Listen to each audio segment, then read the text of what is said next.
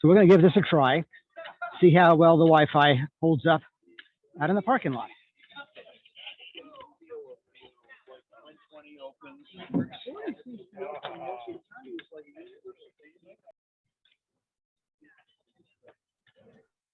Here's my car.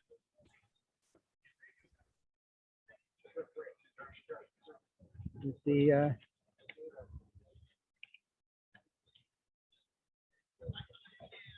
antenna here. Looks like a slot car.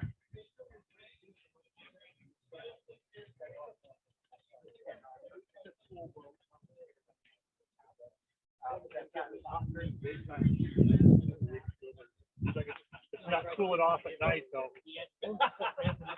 That's what I hear. It's not cooling off at night.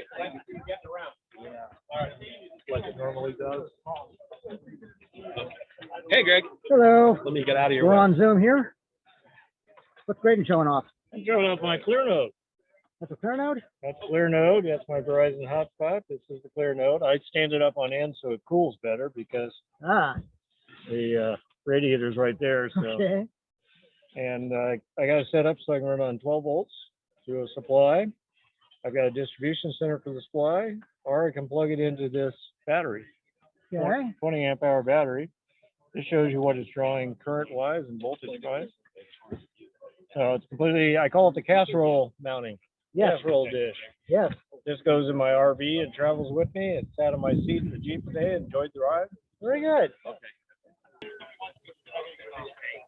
The nice thing here is that with one cable, I both charge the computer and have all the comms with the radio. Okay, sure. So everything goes through one That's sub. great. So yeah, so that's kind of neat. So very quick to set up. Perfect. Thank you. Yeah, so this is my Go box with the FT991A. I got a tuner right there, and then a audio amp, front-firing speakers for both radios, a little reading light, solar charger built in, 35 amp hour battery in the back. All the connections are easily accessible on the back there, and then also all the USBs are hooked up so that I can get the computer is both charged and running the radio from the side here with just a single USB connection. So what modes do you run? So I'm doing well. I've done well. Obviously, phone. I'm not the CW guy yet, working on that. But I do all the digital modes. So and also SSTV actually. So I've been playing with that for out in the park. Yeah. So. Very good. Yeah. No, it's pretty country. What's the little guy here? So that's a tri-band QYT Chinese radio. So that's just to keep. Just for the folks on the video, this is my hand here. Okay, so we're looking at something.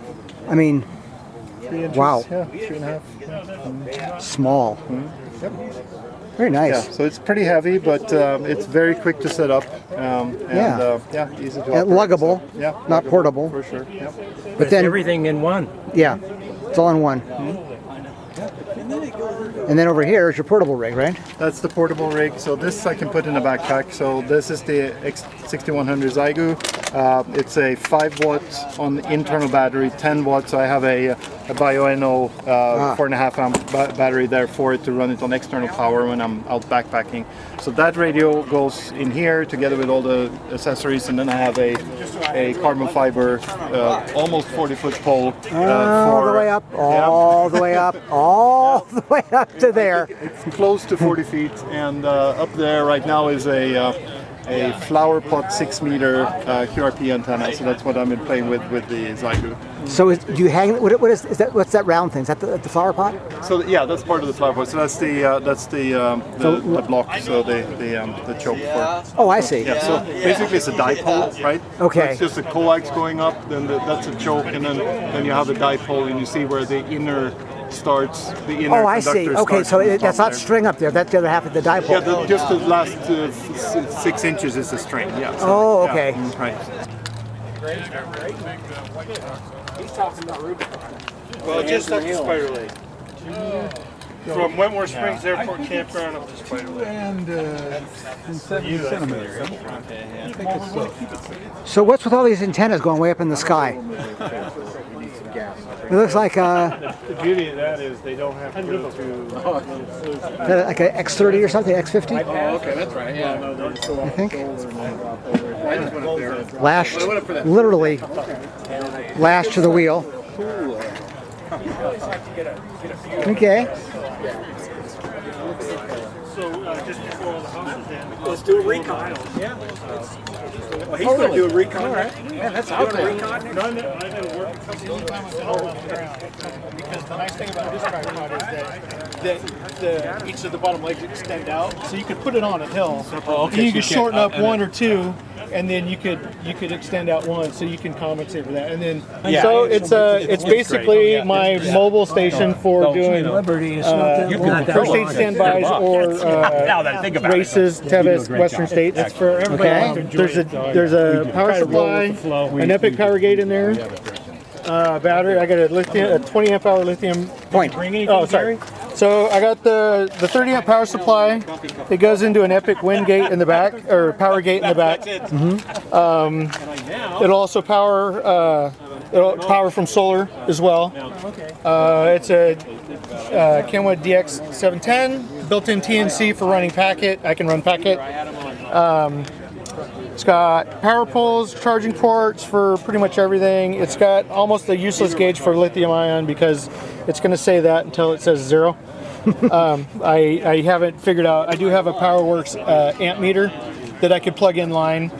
So yeah, the sticker on the back, which I saw you taking a picture of, it's just a sticker from work. I do playground inspections, and so it's just something that has to be on playground equipment, but it's very fitting in my environment. I won't speak for anybody else. But and what he's talking about here is this, which is definitely recommended. So this side's set up for solar charging. So that's solar in. Eventually, I'll put a yellow power pole in there. So just to change up the color, and then this is the lithium ion that's coming out of here. Okay. And this is just in here for good looks, but or structural. Eventually, I plan on putting a C14 plug because that's for the power in the power supply. So, and then also I was planning on putting in a bulkhead, so I didn't have to reach all the way in to hook up my antennas. Okay. Which I don't have hooked up. Right. We got an antenna here. I do. That goes. So that's a 25-foot mast. Looks a lot shorter than 25 feet. Well, well, that's the beauty of having a long mast is that if you don't need it, you don't have to run it all the way up.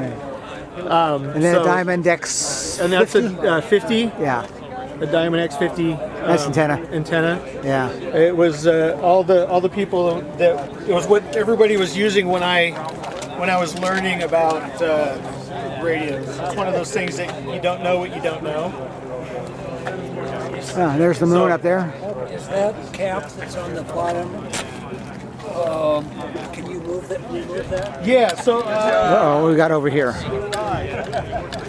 This looks dangerous. So Brian, where's the gun sight? Well, actually, I pretty much just shoot from the hip. So when I'm shooting this, I usually will just kind of bring this up and kind of do this. If I want to really be accurate, I'll put it like this. And here's my safety. Here's my trigger. And off it goes. Yeah, it will do at about 85 pounds. It will do somewhere around 200 feet vertical. And I usually will never exceed 90 pounds. Okay. So there's the business end. And I have one neighbor one side. the reason that I have the tip of a fishing pole on there is because with an open reel, when you're cranking the line back in, it will whip. Okay. And so it really makes it very difficult to reel it back in when that line is working against you.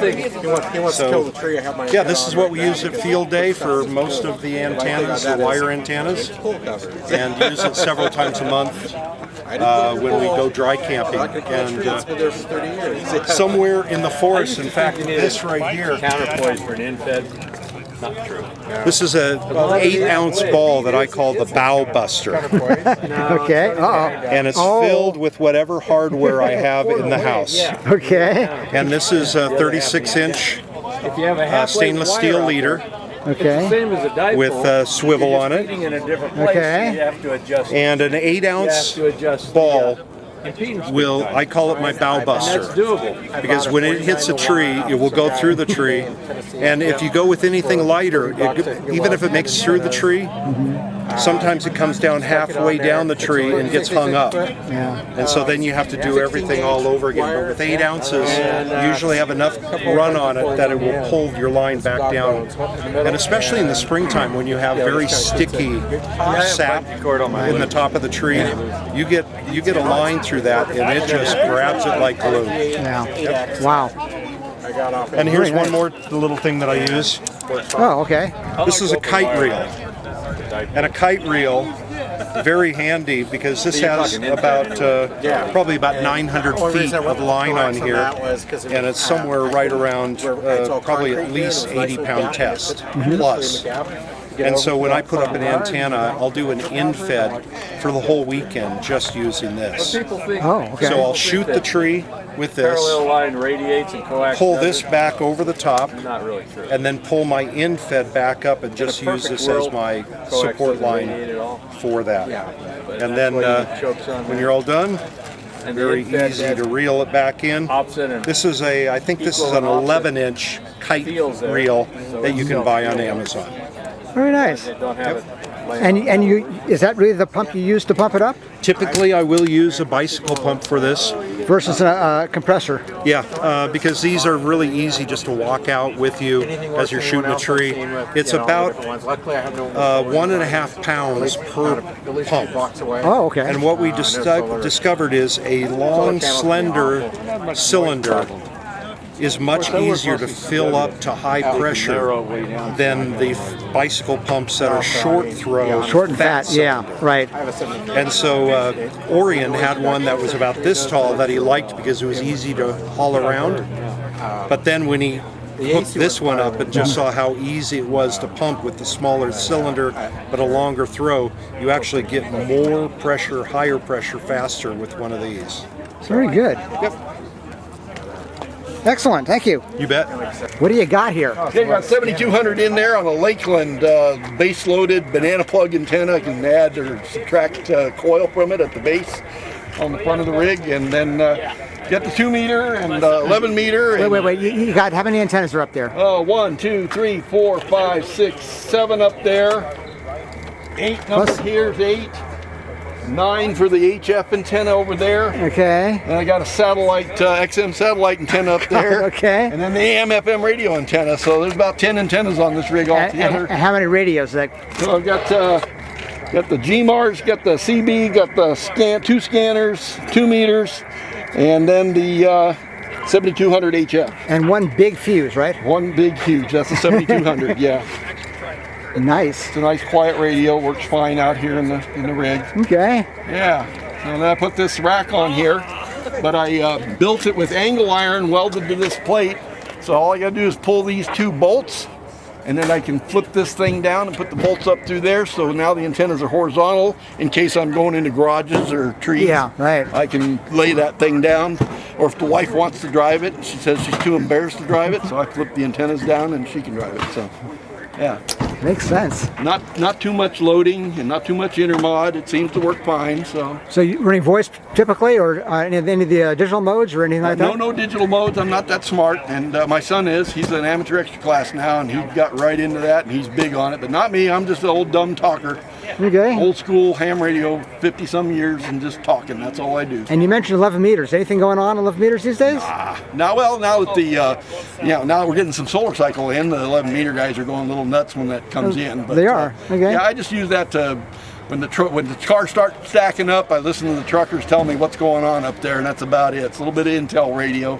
Don't really use it much. You don't transmit, just receive. I do have a GMARS radio, and I have a GMARS portable 10-watt repeater that can go on any of the repeater channels, and I can take that out in the wild and set that up if I need to do remote communications with a group that's going to use the GMARS frequencies. And then other than that, just some scanners and then all those wires somehow get into the cab? Drill a hole in the cab down here. Okay. Came in from this side, I wrote them down, put a rubber grommet on there. Yeah. They run in underneath there and then disperse out all over inside the vehicle. Yeah. Yeah. And we have static. Yep, static. Nothing going on right now on 40 meters. Oh, there's one back over here too. Yeah, it's a scanner. That's a scanner back That's there. a digital trunking scanner for all the public safety in Foster County. Makes sense, yeah. This is the regular older scanner that doesn't have the digital trunking. Is that the 11 meters up on top there? Yeah, 11 meters on top and GMARS on the bottom. Okay. Oh, there's two up there. Yeah, 2 radios. One up on top is in the box is a CB. Okay. 11 meters, and then you got the GMARS right below it. Okay. Midland MXT Mini or something. Very good. Yeah, just fun. Yay. Yay. Thank you very much. You bet. This looks like you're at a swap meet. No, almost. Get a mobile shop. Well, that's what I'm working towards, is a mobile shop. Okay. This, my antenna system is what I set up for our Jeep Club's crossband repeat. Oh my God. That seems to be the theme this year is tall antennas on top of things. Yeah, kind of helps when you try to get over the mountain. Wow. Well, Explain what you got here. Oh, it's a new antenna to me. It's an Arrow. Ah. It's dual band, so it's set up at vertical on VHF right now. And if I had a second cable or a duplexer, which we were talking about, Okay. I could plug in the other one there. So this is the kind. With my walkie-talkie. It's got two. There's a connector there for the VHF. Right. And then there's the one for the UHF. That's correct, yeah. Okay. And you can have a duplexer, so you just run one cable into it, and then you can run both bands to do satellite. Okay. You know, so I don't have that set up yet. Okay. We'll see. Well, for satellite, you need a satellite rig or two rigs. Yeah. One for up, one for down. Right. Yeah, I could use another radio. I happen to have a junk little handheld that'll play perfectly. So. That's a lot of people do that. So use the junky one on the uplink. Yeah. Because you don't care about the receive filtering. Right. Yeah. And then use the good one on the downlink. Right. Get some reception. Get the reception. Yeah. Right. Yeah. Some people use it's a Yaesu 1634. Okay. Which is two 817s, one for receive, one for transmit. Oh, I see. So Yeah. So 817 times two. Yeah. Well, I've got my FT3, and then Okay. I've got the classic Baofeng. So. Perfect. Yeah. What's off that direction? And I do. It should be the repeater. Okay. It should be the W6EK repeater that way. Okay. According to the online system here, but who knows? Okay. Somewhere off there is our repeater. Yeah. Very good. Thank you. So we got. That's an IC 706. But you've got 40 meter ham stick there right now, and I got more ham sticks in the. The theme tonight apparently is tall antennas on things. Well, bigger is better. Yes, I mean you got halfway to the sky. You got almost all the way to the sky over there. Just about. Yeah. Next door, you got a pretty good antenna. Well, this I could actually drive with. Yeah. This one, yeah. So is this for collapsing and expanding, or is it just? No, it's just. The wife thought it'd be a little prettier. Okay, is it just covering the wires? Covers up the ground wire. Okay. And the coax. Okay. And then I have an auto tuner in there. I really like the idea of the magnetic strip. I never thought of that. I got to roll that stuff at home. Yeah. That's my solution for my car over there. Oh yeah. Just keeps it from flopping down, going up and down. Okay, hang on. Let's take a look at this. Yeah. So it's a magnetic, flexible magnetic things like for making fridge magnets. Yeah, it's magnetic sign. Yeah. It's hobby tape. And you just tape the antenna to it, the cable. Yeah. Very good. Wife doesn't notice it too much, except when it's hanging down here. Well, yeah, that's why you do that way. Yeah. Right. Yeah. Okay. And the rig is where? Right there. Oh, it's right in the back there. Okay. Yeah. And the tuner. Yeah. And it has a separation kit head up front. Okay. So mostly I work CW while my wife's driving on road trips. There's the key. Doug, how you doing? I'm doing good, Greg. What'd you bring? I brought I brought a J-pole antenna. Okay, hold it in front of your shirt so we can see this thing. This is a J-pole antenna for 1.2 gigahertz. So in terms of the alphabet, we're talking lowercase here, right? Yes. Small j. Yes, very small j, lowercase. This is like 5-point font. That's a paperclip, Doug. Very good. But it works. And it's got its own SMA connector. Okay. Yeah, There it I is. love Okay. that. Okay, so Yeah. it's a complete unit.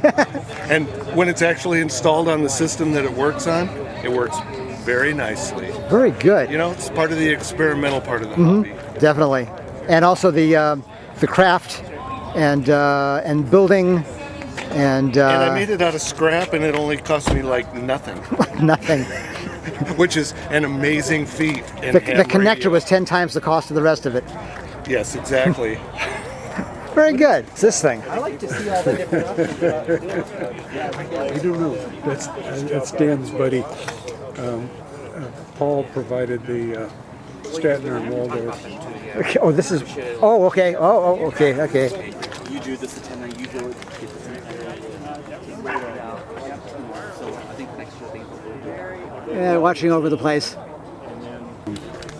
Didn't have it tied to the tire. Yeah, this is a real lash up here, so to speak. I mean, literally, so to speak. And he has. What's it tied to? Honey, you're sitting in my lap. Oh, it's the backpack radio. Yeah, the Veer, where is it? I think it's in this. Yeah. Not a whole lot of light out here, but okay, there we go. He's got the. I'm like, you know, it's like 20 feet away. VRN 7500. Okay. Very good. Operating from his cell phone, so he's out there someplace. Okay. Oh, and the other end's up in here. I guess. So we can't see any of it. Did that help? Not really. A little bit. There we go. ICOM 5100 in the center. Okay, and then an the iPad or something? tablet is for GPS navigation. Okay. Using that tomorrow on the Hams in the Hill ride. Okay, what's going on here? I hear a Morse code. We're decoding Morse code. And of course it stops. Here we go. There it is. Okay, let me zoom in here.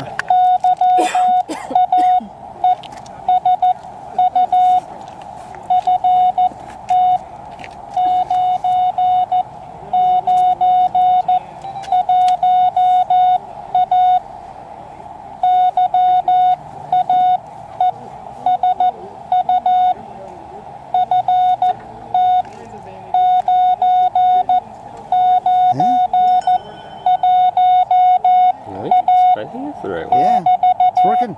Yeah. My code's pretty rusty, but it's doing pretty good. I mean. So what's the rig? What do you got? That is the Lab 599 Discovery TX 500. It's a Okay. QRP 10 watt soda machine. Nice. You know, and that's the whole radio right there. Yeah. That's everything right there. And it's still a speaker mic, I guess. Yep, We're hearing speaker it mic. here. Yep. And carry it on the motorcycle. So where do you have a key? I do have a key. Key fits in here. Okay, but when when you're not driving, when you're doing the No, I don't. Okay. I don't ride with any of the radio. The radio goes away into the backpack, kind of thing. Okay. But I just had it so that I could mount it on the radio. And then you got Just a little radio antenna. way up the top there. Yeah. So the theme tonight is long, skinny things sticking up in the air. Mm-hmm. Yep. And you qualify. Yeah. Very good. Thank you.